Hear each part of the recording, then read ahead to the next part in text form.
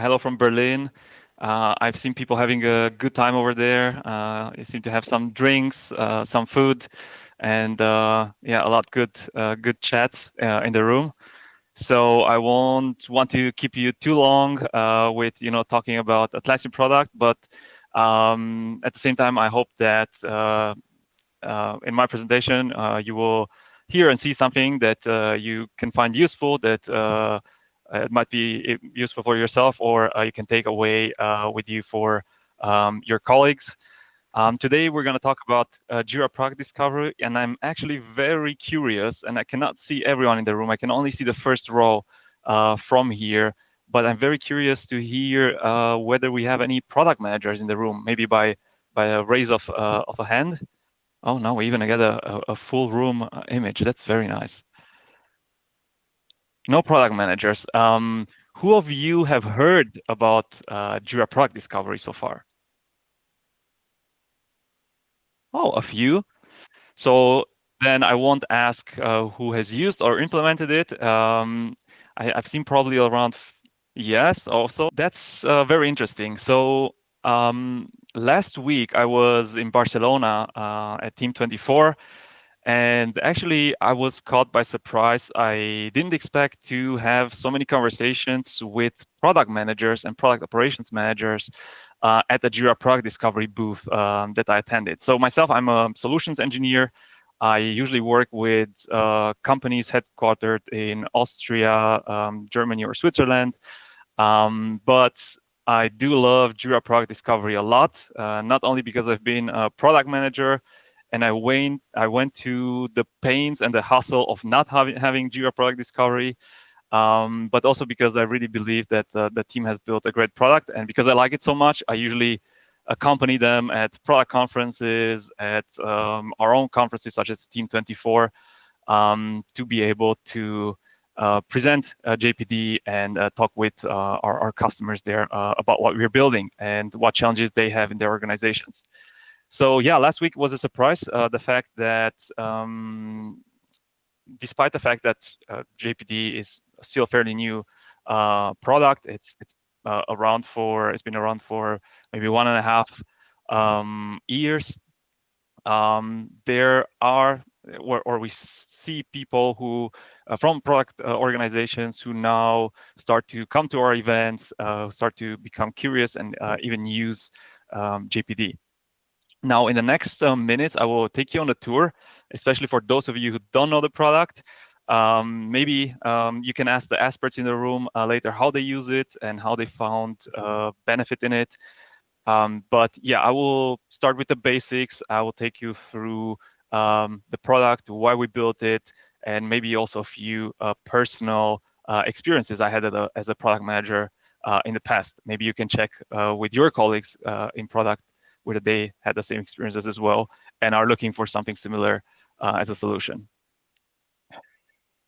So I will share my screen with you, and I will start on our beautiful landing page.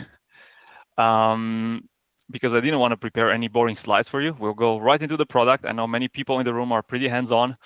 So first of all, what does Jira Product Discovery do?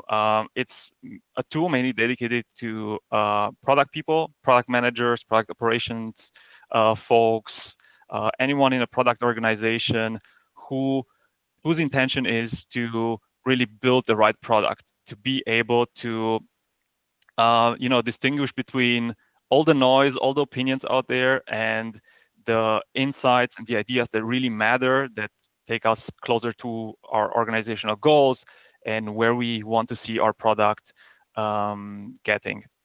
So what JPD basically helps with is to capture insights and ideas across the organization from customers, and basically enable everyone with the capturing functionality that we have to, wherever they are in a conversation with a customer, or just coming from under the shower and having the most brilliant idea, to be able to feed those ideas and insights into a common pool of ideas and share it with the product team so they can make use of it. Now, as a product manager, I've been many times in a very difficult situation because I had too many ideas and too many opinions coming from all sides. Sales wanted us to build something. Our product leadership wanted us to bring the product in a different direction. And I really struggled with prioritizing my backlog. I was working off the Jira backlog, and that became at some point, with all the bugs, the ideas, the suggestions we had in there, it became so noisy and overwhelming that whenever I thought about that, I didn't really start my next day on the job. So JPD helps with prioritization, and we will have a look in a bit how that works. Now, after we prioritize the right features, the right ideas to build next, we really also need a way to give back to all those people who contributed with insights, with feedback, and we need a way to engage our stakeholders and also communicate what we are up to with everyone in the organization, but also outside of the organization, and that's the engage part. Now, when ideas reach maturity, we want to take them into delivery, and it's for me personally a relief when I have all the ideas that are not mature enough in a separate repository, and only those that are ready for us to spend engineering resources on, design resources on, to take into a different area for them to be realized and built. And while we do that, it's important to also make sure that we have a connection from those early insights and ideas to what we're currently building. And this is the connection part, the connect part here in this list. Now, for you to be able to locate Jira Product Discovery in the product development lifecycle or software lifecycle, I find this graphic here very, very useful. And you might be familiar with some of the tools here. Jira Align is where we're really setting the strategies, setting the goals in the organization, but it doesn't need to be that. Maybe you have seen that we have a new Atlassian home where a former product called Atlas has now been introduced, included for free in Atlassian Home, and that already gives us the ability to set goals and manage goals for our organization. So that could start with that. A new product has been announced last week called Focus, which kind of goes into the same direction, but with more functionality around budgeting new initiatives, etc. So after we strategize, we set the goals, now we need to decide what to build next. And here's where JPD comes into play, to do all those steps that we have currently talked about. And then once ideas are mature enough, we send them into delivery to the engineering team, but there might be many other teams contributing to deliver an idea. And that would happen in Jira, whether it's a marketing team, a design team, a software team. All collaborate towards delivering the next feature and bringing it to our customers. And to close the loop here, after we release our products, obviously, we need to service them. We need to service our customers, offer them support, and Jira Service Management closes the loop here. All right. Now, we've seen or we've heard what JPD is roughly all about and where it sits, both in the Atlassian ecosystem and in the product development lifecycle. Now I will switch over and we'll start with each of these 4 elements and go through a demo to see what everything is all about and how does it feel and look like. And for that, I will switch over and start with the capturing right in Jira Product Discovery. So in order for us to capture ideas, obviously, we could just create an idea in the JPD interface.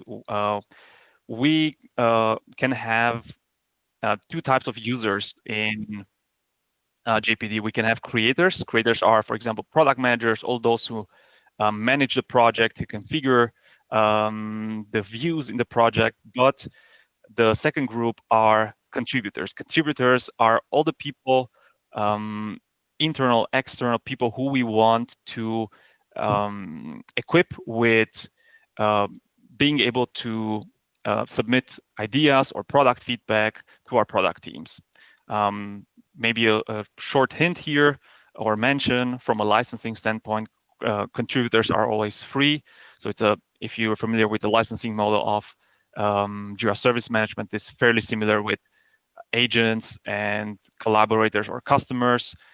Here we have creators and contributors. Now, as a contributor, I can be presented with a template here that basically a little bit forces me or guides me into submitting the idea and providing enough context for the product management to work with. We don't want, or product managers don't want to have this kind of feature requests or ideas as a one-liner. We want this, or the customer needs that.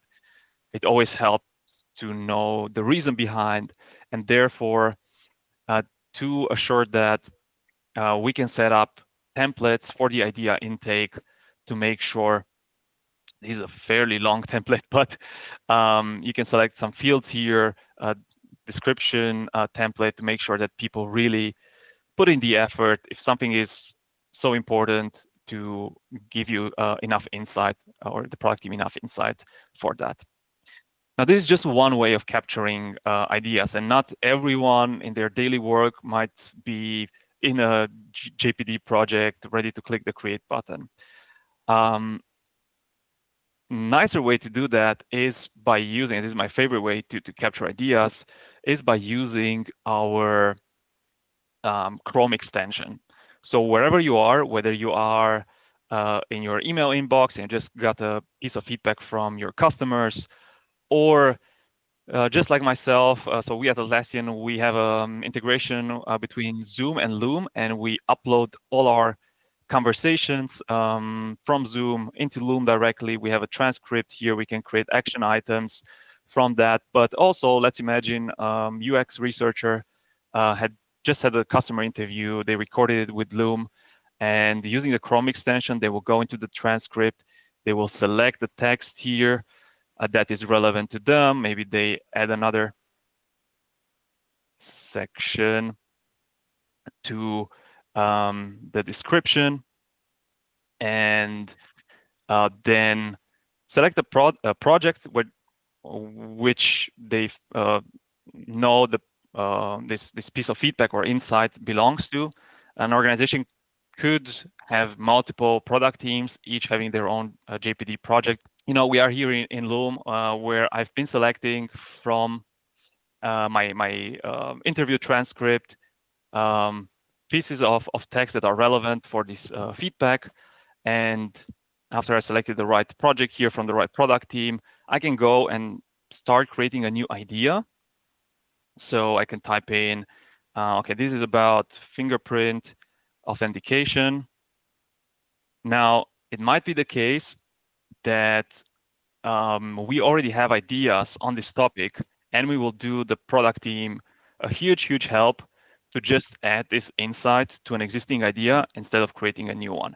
This will save them a lot of time and will speed up the product's prioritization process immensely. Now, this is also at the same time, and we'll switch over to the other view to see how ideas flow into the project. It's why actually these ideas in a JPD project are way more powerful than simple issues in a Jira backlog. What many customers also told me last week that they've been implementing is just doing prioritization on a Jira backlog, and then having roadmaps in a different Jira project. So we will see in a bit why ideas are way more powerful and helps the product teams much better. Now, obviously, we also want to make sure that we not only help product teams by identifying the right idea and potentially attaching the insight to it, but also using labels that will help the product team cut through the noise. Maybe we have labels for a specific product area, and with that, let's see if we have one for authentication. We don't, but we can create them right from here. So a product manager could go and just look for labels that are relevant to them to triage faster. Now, let's move over from, one thing that I didn't mention was that you can also take screenshots, of course. Sometimes you want a visual reference for those folks on the other side. It's a handy thing to just be able to take a screenshot from any page that you are on and attach it along with the link from the page here to the idea. Now, hopefully I don't forget to click change Chrome tab again. And I will take you to see the product manager's view. Now, we moved over into JPD, where both the product managers, those who have a creator license, but also anybody else can get insight into what is happening on the product front. What are new emerging ideas that the product team is tinkering with. And for that, you can create various views for different purposes. So one thing that I love about JPD is that it gives you the flexibility to create multiple views for multiple reasons or multiple stages in the product development lifecycle. And I will show you a few of those. But the first and most basic view is the list view. You can compile a list view with various default or custom fields. You can, like a spreadsheet, I would say, filter this view. For example, let's see, I'm responsible only for the authentication, product area, and because we're using labels, I can check it here, label. So when is my turn to go maybe once a week and triage those new insights that just came in from all across the organization and customers? I'll select this label first to see what is in there for me to triage and process, right? So let's have a look at how this idea actually looks like. If we click on it, we see basically just the description that came from the reporter. In this case, we didn't even force them to use a template of some sort, but we can actually go ahead and add some details to this idea. As we want to refine it further, maybe then we go out, we ask other stakeholders, we have these emerging ideas, please go out and find other customers, other views on this topic, and we will start creating some initial thoughts here for hypothesis testing, right? Now, the next thing we will do is to start and attach goals from our organization. And because I just mentioned that the goals became a central part in Atlassian Cloud Platform, you can use either goals that you set up here as a custom field, but you can also use what is still called here Atlas goals. Atlas, because of the former product Atlas, all these features, goals, projects are now being integrated in the new home. In case you have activated in your administration the new platform experience, you'll be able to see those as well. And they can be, whether you have simple goals or you use objectives and key results, like in this example in your organization, you can attach them So you can share with a broader organization that your work is actually contributing to the broader organizational goals, and this will also help in the prioritization efforts later on. Because if we go back to a list, we can have what I showed you before, the intake with non-triaged, non-processed ideas, and ideally we have them all here under triaged. And in order for us to see, let's say we have a goal to speed up the onboarding time of new users by 50%, right? The authentication team will for sure have a major role to play in this effort. And for that, stakeholders in our organization, may it be the VP of product or even like the product managers, might go in here and filter or group this view by goals to check for this particular goal that they're interested in, what are emerging initiatives, what are emerging ideas that might lead us on a path of innovation, right? In the area of authentication or to reach our goal of onboarding users faster. And this will help us have conversations around what to tackle next. But as we know, and as I also made a painful experience, there are always many different opinions in the organization, right? And we might have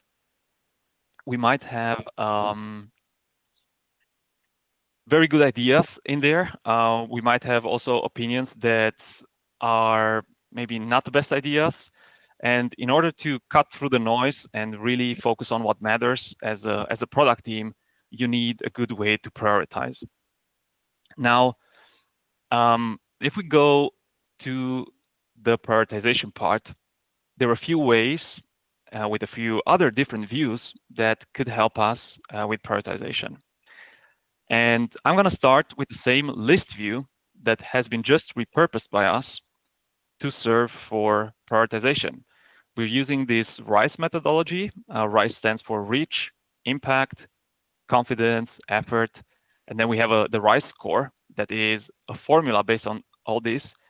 All these fields that you see are actually custom fields. I can show you in the settings at the end how easy it is to set this up. It's a big difference to what you sometimes use from Jira or other products in terms of setup complexity. And just by making use of these custom fields, we can set ourselves up a framework that will help us identify what might be the next thing to tackle. Based on this score, we filter the view and we think, okay, biometric authentication could be the next big thing that will help us onboard users faster. Now, another way to prioritize is the impact versus effort matrix. You can set up, and this is just an example, impact versus effort. We picked these two custom fields that we have set up because this is how we want to do prioritization.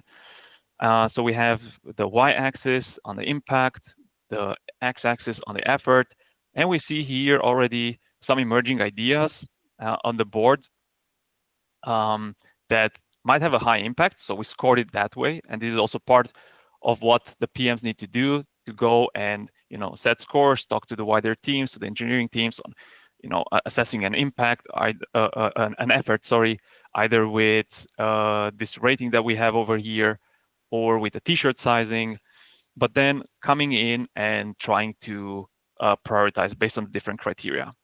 Now we see a third dimension here. These are the number of insights. So as a product manager in the past, I used the days with the most stress for me and the highest amount of effort and work were the days where we had product reviews, where we would go in front of the product leadership in the beginnings where we were just 3 product managers.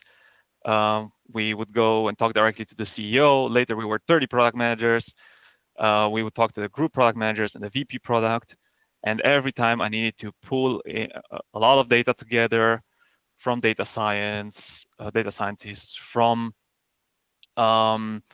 our customer-facing teams and make a nice and shiny looking presentation where I will compile all the data to be able to have that prioritization discussion and present to my stakeholders why I think this is the next thing to tackle. Now, I would have loved to have a view like this to completely replace all that effort that I made with just a view or a few views that I would take to my leadership. I would share it ahead of time, let them consume it, and then just have a qualified and educated conversation on these topics to be able to decide together, or for me to present why I think this is the best next thing to pursue. And these metrics will help with that. Now, as a PM, I would probably go and say, yes, this is a low-hanging fruit here, high impact, low effort, but the wider group of stakeholders might challenge me saying, well, okay, it seems like it, but you guys only have 5 insights on this idea. Before you go and pursue it, you might want to go ahead and go and get more insights to better understand what you actually need to build. How do these authentication options need to look like? And for this, the third dimension, the size of the bubble, helped us have this conversation and decide on the next steps. Now, as a next step, I will go ask the research team. I will ask the customer-facing teams maybe, or even go and talk to some customers to capture more feedback and have a better qualified opinion on why we should build this next thing. You see here on the Insights tab, these are all the insights that have been attached to my idea. There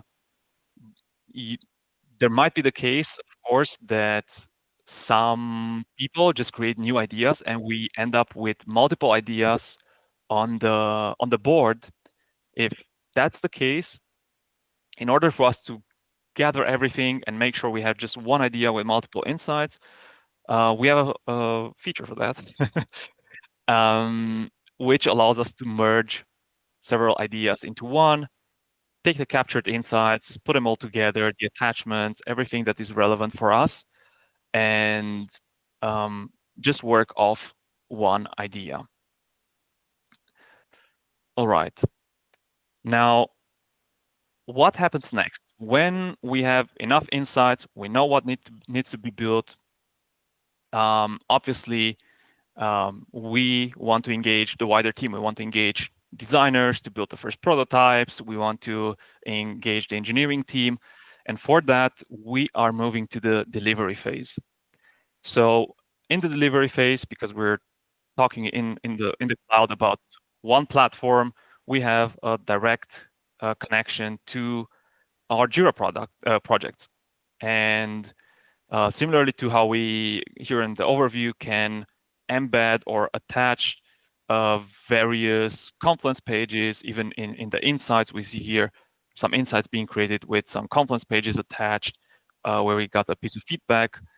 Just like this, also in delivery, we can go ahead and create delivery tickets in various projects across our cloud organization, whether it's something that the legal team, the design team needs to do, or the marketing team, doesn't necessarily need to be engineering. We can go ahead and start planning that work. From there, when we created this empty epic, let's say, and we also embedded the idea in there for the people to have the insight into where this originated from. Then we can go into, for example, using Jira plans, and start planning and orchestrating the work in on a timeline to make sure that all teams are aligned and everything is being delivered on time towards the next milestone. And here, everybody who will follow along with this idea, because it's very important to close the loop, especially with those people who contributed in delivering insights, in order to keep them motivating, to keep them delivering insights from customers and ideas. We also need to always keep them in the loop and assure transparency that they are able to see where their initial insights got us to and what they're tiny contribution is part of. So everyone interested in following along can always come to this idea, can watch it, of course, and they can follow along with the progress. And if we would use here, for example, start and end dates on the issues that are in this list, we would also be able to have some dates displayed here on the delivery timeline, and yeah, better help us with the progress calculation, more or less. So this is the delivery piece. It's a simple yet very powerful concept, and it works thanks to the fact that we're, as I mentioned, working on one and the same platform with all teams. Now, we started building, and of course, besides this delivery progress, our stakeholders will want to see how these ideas or new features that we're building are competing with other features out there, in what sequence we will deliver these and many other ideas that we initially captured here, right? And for that, we have roadmaps. That is the third type of view. So we have the list, the matrix views, and we have roadmaps. So roadmaps, again, and I will show this to you in a different project because it's way nicer structured. You see all these folders here for different stages of the product development lifecycle. Now, we might decide to have roadmaps for specific audiences, for leadership, for example, or for customers, roadmaps that we publish externally. We have many partners in the Atlassian marketplace that have published a public roadmap with JPD, and it's linked to their applications in the marketplace. Somebody showed that to me last week on at Team 24. Now, you can have various types of roadmaps, right? You can have roadmaps, and it's a very preferred way of displaying them by product teams because they don't want to commit on a timeline. You know, good products sometimes take multiple iterations, and it's tricky to say we're delivering in October when, you know, mid-September we might find out that from testing with customers that a new refinement is required. So they prefer this now, next, later approach. And on these cards, they can decide, and this is again a creator's role, to configure this and decide what do we actually want from all our custom fields to display here. Maybe for internal purposes, we will display the effort, but this won't be of any interest for a customer. For internal purposes, we display our goal that we're working towards, but again, customers shouldn't see that. So we can have different views for different stakeholders. What we can also do is publish these roadmaps and decide who should have access. Is it for some internal groups only? Is it for everyone on the internet to be able to see it anonymously? Or we can even copy these and embed them as smart links on some Confluence pages outside of this project. The other view is a timeline view. Obviously also very popular. Similarly, you can decide what fields you want to have here and put all your initiatives on a timeline, grouped maybe by product areas, so that people interested in a specific product area can come here, or even group by organizational goals, so people can digest these as they feel fit. All right, so this is it in broadly, and yeah, I said that maybe I'll briefly show you or give you an insight into configuration, which you will see, and you might be surprised. if we're looking at the project settings, that there's not much to configure here. The most powerful thing are the field types. When you create a field type, you can choose from a number of types of fields like checkboxes, ratings, sliders, etc. You can use them, especially the numbered or numeric fields, to base formulas on. You can have votes so that everyone in the organization can vote on ideas. And yes, you can define access very granularly. You can have the creators, the contributors, and of course, in many cases, this is something I didn't mention. We can capture ideas and feedback also via automation, right? We have global automation rules. The most popular one is whenever we got a support ticket that has been labeled with product feedback, for example, to automatically create an idea out of that. And so we empower our support teams to directly send us all those good pieces of feedback into our JPD project using automation. So if you want to learn more about JPD, these takeaway resources, we had them last week at our product booth at Team 24. My favorite resource over here is the Product Discovery Handbook. If you want a little takeaway for your product teams, you want them to look on it, feel free to scan this code. It will take you to this Linktree page with all the resources. There's some webinars that you can share with your teams in case they want to have a look whether this is something they would potentially use. And yeah, with that, I say thank you very much for your attention.